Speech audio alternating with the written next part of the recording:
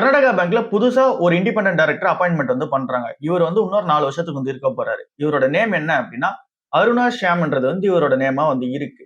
இவருக்கு 20 வருஷத்துக்கு மேல லீகல் எக்ஸ்பீரியன்ஸ் வந்து இருக்கு. இவர் வந்து உள்ள வரதுனால நெறைய இந்த பேங்க்ல வந்து சேஞ்சஸ் வந்து நடக்கும். சோ இவர் வந்து ஏற்கனவே நெறைய கேஸஸ் ஹேண்டில் பண்ணியிருக்காரு. நம்ம சொன்ன மாரி லீகல்ல.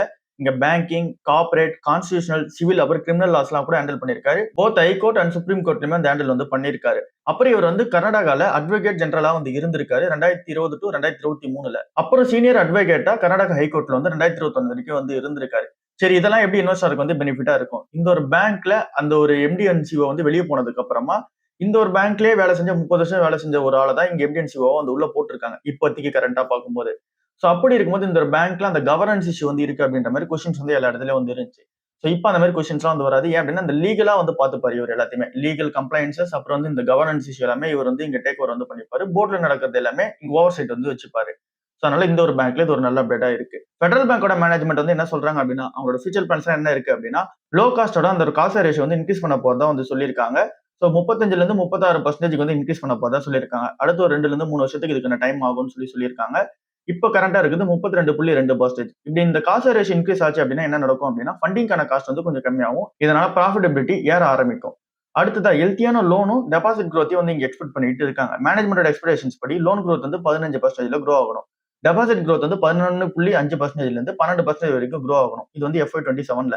ரீட்டைல் டெபாசிட்ஸ் வந்து கண்டினியூவா குரோ ஆயிட்டு தான் இருக்கு. சோ எப்படி நடக்குதுன்னு சொல்லி வெயிட் பண்ணி பார்க்கணும். எஃப்சிஎன்ஆர்பி டெபாசிட்ஸ்மே இந்த ஒரு கம்பெனிக்கு பிக்கப் வந்து நடக்கணும். சோ அதுக்குமே பிளான் பண்ணி வச்சிருக்காங்க. செப்டம்பர் 30 வரைக்கும் டெட்லைன் வந்து இருக்கு. சோ இந்த எஃப்சிஎன்ஆர்பி டெபாசிட்ஸ் வந்து இன்கிரீஸ் பண்ற பிளான் வந்து இருக்காங்க. சோ என்னதான் இருந்தாலும் கூட இந்த ஒரு பேங்கோட அந்த கோல்டு லோனை பொறுத்தவரை அது இன்னும் சூப்பரான குரோத்தா வந்து இருக்கு. 15ல இருந்து 18% இவங்களோட டோட்டல் லோன் புக்ல இப்போ கோல்டு வந்து கான்ட்ரிபியூட் பண்ண ஆரம்பிச்சிருக்கு அந்த லோன் செக்மெண்ட். சோ இது இந்த கம்பெனியோட ஓவரால் பிசினஸ் growth எல்லாமே எப்படி எடுத்துட்டு போக போகுது அப்படின்னு சொல்லி வெயிட் பண்ணி பார்க்கணும். இதுதான் இவங்களோட மேனேஜ்மெண்ட் கமெண்ட்ரியா வந்து இருக்கு. சோ ஃபியூச்சர் பிளான்ஸ் இதுவா தான் இருக்கு.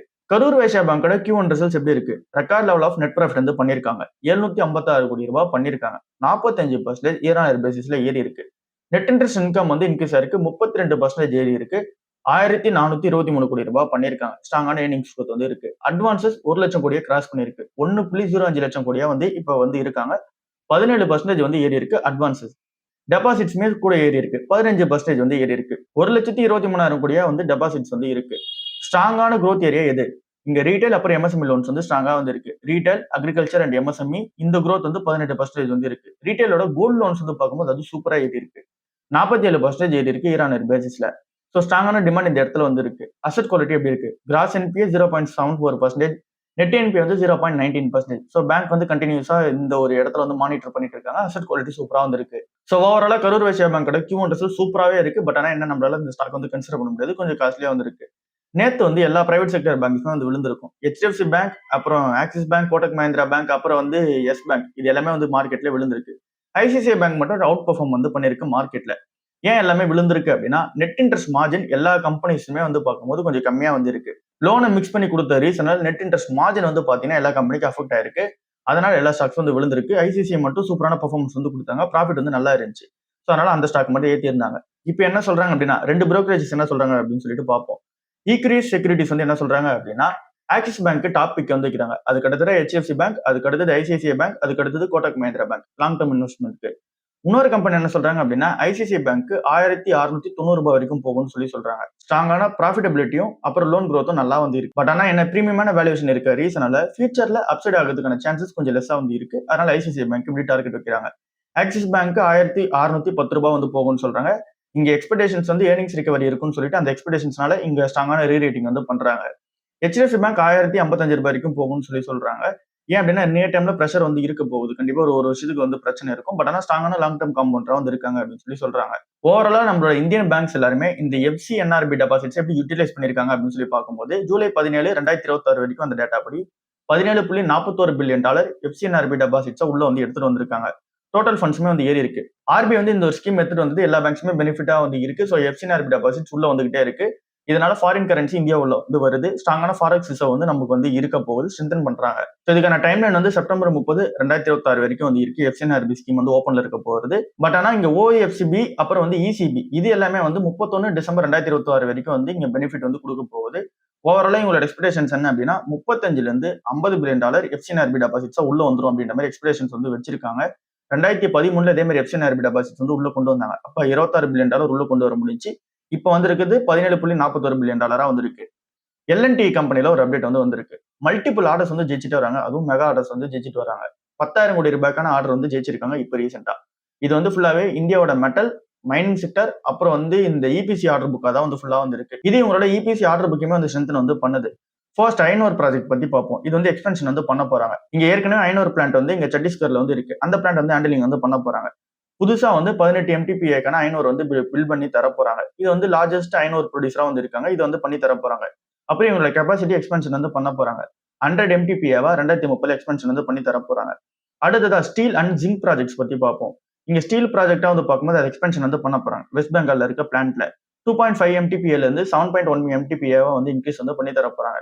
இபிசி ப்ராஜெக்ட் வந்து பார்க்கும்போது ஜிங்க் ப்ராசஸிங் வந்து ஒரு பிளான்ட்ல பண்ணி தர போறாங்க. அவங்க வந்து ஒரு பெரிய பிரைவேட் செக்டர் இங்க மெட்டல் கம்பெனியா வந்து இருக்காங்க. சோ இந்த மாதிரி 2-3 ப்ராஜெக்ட்ஸ் வந்து கையில வந்து பண்ணி தான் இந்த 10,000 கோடி ரூபாய்க்கான ஆர்டர்ஸ் வந்து வைக்கிறாங்க. சோ இந்த மாதிரி மல்டிபிள் ஆஃப் ப்ராஜெக்ட்ஸ் வந்து பண்ணி தான் இந்த ஒரு கம்பெனியோட பிசினஸ் இம்பாக்ட் வந்து சூப்பரா இருக்க போகுது. லாங் டர்ம்ல வந்து பார்க்கும்போது ரெவன்யூ வந்து ஸ்ட்ராங்கான எக்ஸிகியூஷன் நடந்தது அப்படின்னா நல்லா வந்து ஜென்ரேட் ஆகி கொடுக்கும். Design, procurement, construction, installation, commissioning எல்லாமே இந்த ஒரு கம்பெனி வந்து பார்த்து கொடுக்க போறாங்க. டாடா பவர் வந்து இங்க லெட்டர் ஆஃப் அவார்டு வந்து ரிசீவ் பண்ணிருக்காங்க. யாருக்கிட்ட இருந்து அப்படின்னா எஸ்சிசிஐ கிட்ட இருந்து ரிசீவ் பண்ணிருக்காங்க. இது மூலமா வந்து 324 மெகாவாட்கான எலக்ட்ரிசிட்டி வந்து இங்க டிரான்ஸ்மிஷன் வந்து பண்ணி கொடுப்பாங்க. அதாவது சப்ளை பண்ணி கொடுப்பாங்க. 1000 மெகாவாட்கான இங்க பம்ப்டு ஹைட்ரோ ஸ்டோரேஜ் ப்ராஜெக்ட் வந்து இங்க போயிட்டு இருக்கு. மகாராஷ்டிரால போயிட்டு இருக்கு. அந்த ஒரு பிளான்ட் வந்து 324 மெகாவாட்கான எலக்ட்ரிசிட்டி வந்து ப்ரொவைட் பண்ண போறாங்க. 40 வருஷத்துக்கான பவர் பர்ச்சேஸ் அக்ரிமெண்ட் வந்து போட்டிருக்காங்க.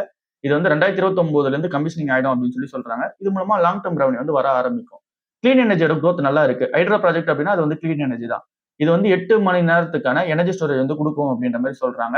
ஸ்ட்ராங்கான ரினியூபிள் ஸ்டோரேஜ் சர்ப்ளஸ் வந்து இருக்கு. அதுக்கப்புறமா இங்க வந்து பீக்கான டிமாண்ட் இருக்கும்போது பவர் வந்து சப்ளை பண்ணுவாங்க அப்படின்ற மாதிரி வந்து சொல்லியிருக்காங்க. ரினியூபிள் எனர்ஜியோட இவங்களோட போர்ட்ஃபோலியோ வந்து பார்க்கும்போது 17.5 ஜிகாவாட்டா வந்து இருக்கு. அதுல 9.6 ஜிகாவாட்கான ப்ராஜெக்ட் பைப் லைன்ல வந்து இருக்கு. 2.8 ஜிகாவாட் வந்து இந்த ஹைட்ரோ பவர் ப்ராஜெக்ட் பிளான்ட்டா வந்து இருக்கு. ஸோ இது டாடா பவரோட கிளீன் எனர்ஜில சூப்பரான அப்டேட்டா இருக்கு. அசோக் லேலண்ட்ல ஒரு நல்ல அப்டேட் வந்து வந்திருக்கு. கமர்ஷியல் வெஹிக்கிள்ல அவங்களோட அந்த ஒரு growth எப்படி இருக்க போகுதுன்றத அவங்க வந்து டிஸ்கஸ் பண்ணியிருக்காங்க. FY27 இந்த ஒரு ஃபினான்ஷியல் இயர் 2027. சோ எப்படி இந்த ஒரு வருஷம் இருக்க போகுது அப்படின்னா கமர்ஷியல் வெஹிக்கிளோட டிமாண்ட் வந்து சூப்பரா இருக்க போகுது. இன்ஃப்ராஸ்ட்ரக்சர் ப்ராஜெக்ட்ஸ்லயும் அப்புறம் வந்து இங்க ஏற்கனவே இருக்க பழைய ட்ரக்ஸ் அப்புறம் வந்து பஸ்ஸஸோட ரீப்ளேஸ்மெண்ட் வந்து சூப்பரா இருக்க போகுது. இதை தாண்டி மெயினான growth வந்து இருக்க போறது ரோடு இன்ஃப்ராஸ்ட்ரக்சர் மேல ஸ்பெண்டிங் வந்து நடக்க போகுது அதிகமா. சோ அதனால அந்த இடத்துலயுமே எங்களுக்கு வந்து growth வந்து இருக்க போகுது. அதுக்கப்புறமா புதுசா வந்து அதிகமான பேலோட தாங்கக்கூடிய கமர்ஷியல் வெஹிக்கிள் மேல டிமாண்ட் வந்து இருக்கு. சோ அதனால எங்களோட கம்பெனி டார்கெட் என்ன அப்படின்னா மீடியம் அண்ட் ஹெவி கமர்ஷியல் வெஹிக்கிளோட மார்க்கெட் ஷேரை வந்து 30.7% இருந்து 35% இன்க்ரீஸ் பண்ணணும் மீடியம் டேர்ம்ல அப்படின்றது உங்களோட பிளானா வந்து இருக்கு. பட் ஆனா ரிஸ்க் வந்து இருக்கான்னு கேட்டீங்கன்னா கண்டிப்பா ரிஸ்க் இருக்கு. ஃபியூல் பிரைசஸ் வந்து அதிகமா இருக்கு. இன்ட்ரெஸ்ட் ரேட்ஸை பொறுத்தவரை அது கொஞ்சம் அதிகமா இருக்க மாதிரி வந்து இருக்கு. ஃப்ரைட் டிமாண்டுமே நம்ம வந்து பார்த்தாகணும். அப்புறம் கமாடிட்டி காஸ்ட் வந்து இருக்கு. இது எல்லாமே ரிஸ்கா வந்து இருக்கு. அசோக் லேலண்டோட பிளான் படி இது எல்லாமே எக்ஸிக்யூட் பண்றாங்களா அப்படின்னு சொல்லி வெயிட் பண்ணி பார்ப்போம். டிமாண்ட் வந்து நல்லா இருக்கும் அப்படின்ற மாதிரி வந்து சொல்லியிருக்காங்க. அல்ட்ராடெக் சிமெண்டோட Q1 ரிசல்ட்ஸ் வந்து வெளி வந்திருக்கு. நெட் ப்ராஃபிட் வந்து 17% இயர் ஆன் இயர் பேசிஸ்ல வந்து ஏறி இருக்கு. 2599 கோடி ரூபாய் மேக் பண்ணிருக்காங்க. ரெவன்யூ 16% இயர் ஆன் இயர் பேசிஸ்ல ஏறி இருக்கு. 24,000 கோடி ரூபாய்க்கு மேல ரெவன்யூ வந்து ஜென்ரேட் பண்ணிருக்காங்க. ஸ்ட்ராங்கான பெர்ஃபார்மன்ஸ் வந்து சிமெண்ட்ல வந்து இருக்கு. டிமாண்ட் நல்லா வந்து இருக்கு. ஆபரேஷன் எஃபிஷியன்சி சூப்பரா வந்து பண்ணிருக்காங்க. காஸ்ட் கண்ட்ரோலும் நல்லா பண்ணிருக்காங்க. அப்புறம் வந்து புது பிசினஸ் அக்வயர் பண்ணதை சக்சஸ்ஃபுல்லா இன்டெகிரேஷன் வந்து பண்ணி முடிச்சிருக்காங்க. India cement business turn over வந்து பண்ணிருக்காங்க. 183 கோடி ரூபாய் போன வருஷம் லாஸ் மேக் பண்ண இந்தியா சிமெண்ட்ஸ் கம்பெனி இப்ப 52 கோடி ரூபாய்க்கு ப்ராஃபிட் ஆஃப்டர் டாக்ஸ் வந்து மேக் பண்ணிருக்கு. 18.5% வால்யூம் growth வந்து நடந்திருக்கு. அல்ட்ராடெக்கோட புது அக்விசிஷன்ஸ் எல்லாமே நல்லா இருக்கு. கெபாசிட்டி யூட்டிலைசேஷன் பண்றது ரொம்ப முக்கியம். அது வந்து சூப்பரா பண்ணிருக்காங்க. 81% வந்து பண்ணிருக்கதா சொல்றாங்க. இப்ப கரண்டா அவங்க கிட்ட இருக்க கெபாசிட்டி வந்து 200.1 MTPA வந்து இருக்கு. எபிட்டா பர் டன் வந்து பார்க்கும்போது இம்ப்ரூவ்மெண்ட் நடந்திருக்கு. 1214 ரூபாவா வந்து இருக்கு. சோ இது இந்த கம்பெனிக்கு ஒரு நல்ல பெனிஃபிட்டா தான் வந்து இருக்கு. Q1 ரிசல்ட் சூப்பரா இருக்கு அல்ட்ராடெக்கு. ப்ளூ ஸ்டோன் ஜுவல்லரியோட Q1 ரிசல்ட்ஸ் வந்து வெளிய வந்திருக்கு. அதுமே ஓரளவுக்கு ஸ்ட்ராங்கா தான் இருக்கு. ரெவன்யூ 49% இயர் ஆன் இயர் பேசிஸ்ல ஏறி இருக்கு. 733 கோடி ரூபாய் வந்து மேக் பண்ணிருக்காங்க ரெவன்யூவா. பட் ஆனா ப்ராஃபிட் வந்து பார்க்கும்போது நெட் ப்ராஃபிட் அட்ஜஸ்டடா பார்க்கும்போது 14 கோடி ரூபாய் தான் மேக் பண்ணிருக்காங்க. இப்பதான் இந்த கம்பெனி வந்து ப்ராஃபிட்டபிளா வந்து டர்ன் ஆக ஆரம்பிக்கிறாங்க. சேம் ஸ்டோர்ஸோட சேல்ஸ் growth வந்து 39% இருக்கு. 21% கஸ்டமர்ஸ் வந்து பாத்தீங்கன்னா இன்க்ரீஸ் பண்ணிருக்காங்க. ரிப்பீட்டடான பையர்ஸ் வந்து நிறைய பேர் உள்ள வராங்க. எபிட்டா மார்ஜின் 15% மெயின்டைன் பண்றாங்க. ஆபரேஷன் எஃபிஷியன்சி ஓரளவுக்கு சூப்பரா இருக்கு. இந்த ஒரு ஃபினான்ஷியல் இயர் 2026 தான் அந்த ஒரு ஃபுல் வருஷத்துல வந்து ப்ராஃபிட்டபிளா வந்து ஃபர்ஸ்ட் வருஷமா வந்து இருக்கு. ஏன் அப்படின்னா ஒரு குவார்டர் வந்து ப்ராஃபிட் மேக் பண்ணுவாங்க, ஒரு குவார்டர் வந்து லாஸ் மேக் பண்ணுவாங்க. இந்த ஒரு கம்பெனிக்கு ஓரளவுக்கு டீசெண்டா தான் இருக்கு. சோ ஃபியூச்சர் எப்படி இருக்குன்னு சொல்லி வெயிட் பண்ணி பார்ப்போம். SBI ஃபண்ட்ஸ் மேனேஜ்மெண்டோட IPO வந்து இன்னைக்கான நாள்ல லிஸ்ட் ஆக போகுது. அந்த ஷேர் வந்து லிஸ்ட் ஆக போகுது. 10 மணிக்கு வந்து லிஸ்ட் ஆயிடும். 95 ரூபாய் பர் ஷேர் வந்து இப்போதைக்கு கிரே மார்க்கெட் பிரீமியம் அமௌண்டா வந்து இருக்கு. சோ அதை வந்து இந்த ஒரு IPO பிரைஸ் பேண்ட் கூட அப்ளை பண்ணி லிஸ்டிங் பிரைஸ் எவ்வளவு வரலாம் அப்படின்னா 669 ரூபாய் வரைக்கும் லிஸ்ட் ஆகலாம் அப்படின்ற மாதிரி வந்து சொல்றாங்க. ஒரு 16% வந்து ஐபிஓ பிரைஸோட அதிகமா வந்து லிஸ்ட் ஆகலாம் அப்படின்ற மாதிரி சொல்றாங்க. 41 மடங்கு ஓவராலா சப்ஸ்கிரைப் வந்து ஆயிருக்கு. நம்ம இந்த ஐபிஓ வந்து பெருசா அப்ளை பண்ணல. லிஸ்டிங் எண்ணிக்காகவும் பார்க்கல. ஏன் அப்படின்னா நம்ம ஐபிஓ அப்ளை பண்றோம் அப்படின்னா கண்டிப்பா 30% 40% மேல லிஸ்டிங் எண் இருந்தா தான் அப்ளை பண்ணுவோம். இந்த ஒரு 15% நம்ம லிஸ்டிங் எண்ணுக்காக அப்ளை பண்ணிட்டு அப்புறம் நம்ம லிஸ்டிங் எண்ணுக்காக நம்ம வந்து விக்கிறோம் அப்படின்னும் போது கண்டிப்பா 20% ப்ராஃபிட்ல வந்து எஸ்டிசிஜி எடுக்கிறாங்க அப்படின்னா பெருசா வந்து ப்ராஃபிட் வந்து இருக்காது. அதனால தான் இந்த மாதிரி ஐபிஓ நம்ம அப்ளை பண்றது இல்ல. ஷார்ட் டேர்ம்ல வந்து பார்க்கும்போது. சரி ஓகே. அடுத்ததா சீப்பஸ்டா இருக்க ஆட்டோ ஸ்டாக்ஸ் எது அப்படின்னு சொல்லிட்டு ஒரு ஆர்டிகல்ல போட்டிருக்காங்க. 3 ஸ்டாக்ஸ் வந்து சொல்றாங்க. மெயினா ஈவிக்காக கன்சிடர் பண்ணுங்க அப்படின்ற மாதிரி வந்து சொல்லியிருக்காங்க. ஃபர்ஸ்ட் ஃபினான்ஷியல் இயர் 2026 எப்படி இருக்குன்றத சொல்றாங்கன்னு சொல்லி பார்ப்போம். ஸ்ட்ராங்கான growth வந்து அக்ராஸ் த செக்மெண்ட்ஸ் வந்து இருக்கு. பேசஞ்சர் வெஹிக்கிளோட ஓவரால் growth வந்து 7.9%. டூ வீலரோட growth வந்து 10.7%. கமர்ஷியல் வெஹிக்கிளோட growth வந்து 12.6%. எக்ஸ்போர்ட்டோட growth சூப்பரா வந்து இருக்கு. Full financial year 2026 record level of performance வந்து இருக்கு.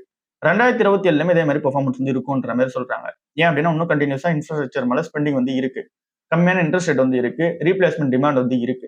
பட் ஆனா ரிஸ்கா க்ரூட் ஆயிலோட பிரைஸ் வந்து இருக்கு. கமோடிட்டியோட இன்ஃபிளேஷன் வந்து இருக்கு. ஜியோ பொலிட்டிக்கல்ல டென்ஷன்ஸ் வந்து இருக்கு. பட் ஆனா இது எல்லாமே ரிஸ்க் எல்லாமே இருந்தாலும் கூட இந்த அளவுக்கு growth இருக்கும்னு சொல்றாங்க. இதுல ஃபர்ஸ்ட் பெனிஃபிட்டா இருக்க போது டாடா மோட்டார் பேசஞ்சர் வெஹிக்கிளா வந்திருக்கு. அதுதான் இருக்கிறதுல சீப்பஸ்டான ஈவி ஸ்டாக்கா வந்திருக்கு. ஈவி பை எபிட்டா வந்து 6.9 டைம்ஸ் தான் வந்து இருக்கு. ஏன் சீப்பஸ்டான வேல்யூவேஷனா இருக்காங்க அப்படின்னா இங்க ஃபினான்ஷியல் 2026ல ரெவன்யூ வந்து கொஞ்சம் விழுந்திருக்கு. பட் ஆனா ப்ராஃபிட் வந்து ஜம்ப் ஆயிருக்கு. 196% ஜம்ப் ஆயிருக்கு. ஒன் டைம் டிமேஜர் கெயின் இருந்தாலும் கூட ப்ராஃபிட் வந்து ஜம்ப் ஆயிருக்கு. இந்த ஒரு கம்பெனியோட இந்தியா பிசினஸ் டொமஸ்டிக் பிசினஸ் வந்து சூப்பரா இருக்கு. 15% சேல்ஸ் growth நடந்திருக்கு. 1,00,000 ஈவி வண்டி கிட்ட வந்து வித்திருக்காங்க. 43% சேல்ஸ் வந்து இன்க்ரீஸ் ஆயிருக்கு. பட் ஆனா ஜேஎல்ஆரோட பிசினஸ் வந்து இங்க வந்து கொஞ்சம் ஸ்ட்ரகிளா தான் இருக்கு. அதை நம்ம ஒத்துக்கிட்டு தான் ஆகணும். மஹேந்திரா அண்ட் மஹேந்திரா அடுத்த கம்பெனியா சொல்றாங்க. ஈவி பை எபிட்டா வந்து 11.8ல வந்து இருக்கு. ஸ்ட்ராங்கான ரெவன்யூ growth 25%. ப்ராஃபிட் growth வந்து 35%. எஸ்யூவியோட மார்க்கெட் ஷேர் 25.3% உங்ககிட்ட இருக்கு. ஈவியோட பிசினஸ் வந்து இப்பதான் ஆப்பரேட்டிங் ப்ராஃபிட்டபிளா வந்து மாற ஆரம்பிச்சிருக்கு. கம்பெனி வந்து இங்க எஸ்யூவி அப்புறம் ஈவில வந்து இன்னும் ஃபோக்கஸ் பண்ண போறதா சொல்லியிருக்காங்க. கெப்பாசிட்டி வந்து எக்ஸ்பென்ஷன் பண்ண போறதா சொல்லியிருக்காங்க. அப்புறம் கெப்பாசிட்டி யூட்டிலைசேஷனும் பண்ண போறதா வந்து சொல்லியிருக்காங்க. அதுக்கு அடுத்ததா Hero MotoCorp EV by EBITDA வந்து 11.9 வந்து இருக்கு. ஸோ இந்த ஒரு கம்பெனியோட பெர்ஃபார்மன்ஸுமே ரெக்கார்ட் லெவலில் தான் இருக்கு. FY26ஓட பெர்ஃபார்மன்ஸ் வந்து 15% ரெவன்யூ growth ஏறி இருக்கு. 14% ப்ராஃபிட் growth ஏறி இருக்கு. ஸ்கூட்டரோட சேல்ஸுமே 48% ஏறி இருக்கு. ஈவியோட சேல்ஸ் 2.5 மடங்கு வந்து இன்க்ரீஸ் பண்ணியிருக்காங்க. ஸோ இந்த ஒரு கம்பெனியுமே ஈவில வந்து சூப்பரா பெர்ஃபார்மன்ஸ் பண்ணுவாங்க அப்படின்னு சொல்லி சொல்றாங்க. ஸோ ஃபர்ஸ்ட்ல டாடா மோட்டர்ஸ் பேசஞ்சர் வெஹிக்கல் ரொம்ப சீப்பான கம்பெனி. அதுக்கு அடுத்து மஹேந்திரா அண்ட் மஹேந்திரா, அதுக்கு அடுத்ததா ஹீரோ மோட்டோகார்ப். இது மூணுமே நம்ம கன்சிடர் பண்ணிட்டு தான் இருக்கும். ஓவரால் வேர்ல்ட் நியூஸ் வந்து எப்படி இருக்கு? யூஎஸ் ஈரான் வந்து பார்க்கும்போது இன்னும் ஃப்ரெஷ்ஷான அட்டாக்ஸ் வந்து மாத்தி மாத்தி அடிச்சுட்டு தான் இருக்காங்க. 10வது நாளா கண்டினியூ பண்ணி அடிச்சிட்டு இருக்காங்க. ஈரான் வந்து கண்டினியூஸா யூஎஸோட மிலிட்டரி பேசஸ் மேல அடிச்சிட்டு இருக்காங்க. யூஎஸ் என்ன பண்றாங்க அப்படின்னா ஈரான் மிலிட்டரி லொகேஷன்ஸை பார்த்து அடிச்சிட்டு இருக்காங்க. 3 யூஎஸ் சோல்ஜர்ஸ் வந்து இங்க வந்து இறந்திருக்கதா வந்து சொல்லியிருக்காங்க. ஈரான் பேக் பண்ணப்பட்டிருக்க ஹவுதி ரிபல்ஸ் வந்து என்ன பண்றாங்க அப்படின்னா இங்க சவுதியோட ஷிப்ஸ் எதெல்லாம் வருது அப்படின்னா அதை ரிட்டர்ன் வந்து பண்றாங்க. இந்த மாதிரி மிரட்டுறாங்க, இந்த சைடு வந்து போகாதீங்க அப்படின்னு சொல்லி மிரட்டி வைக்கிறாங்க. ஸோ இது மூலமா இன்னும் குளோபல் ஆயிலோட அந்த ட்ரேட் ரிஸ்க் வந்து இன்னும் அதிகமாகுது. ஸ்ட்ரைட் ஆஃப் ஹோமஸ் வழியா இங்க வந்து ஷிப் மூவ்மெண்ட் வந்து இருக்கும் பாத்தீங்கன்னா அது வந்து 130 ஷிப்ஸ் பர் டே வந்து இருக்கும். அது வந்து இப்ப இந்த மாதிரி அட்டாக்ஸ் எல்லாம் நடந்துட்டு இருக்க ரீசனால வெறும் 9 ஷிப்ஸ் தான் வந்து இப்ப பர் டேக்கு வந்து கிராஸ் ஆகுது. இது வந்து இன்னும் ஃபேர் ஆஃப் டென்ஷன்ஸ் வந்து இங்க கிரியேட் பண்ணி கொடுக்குது.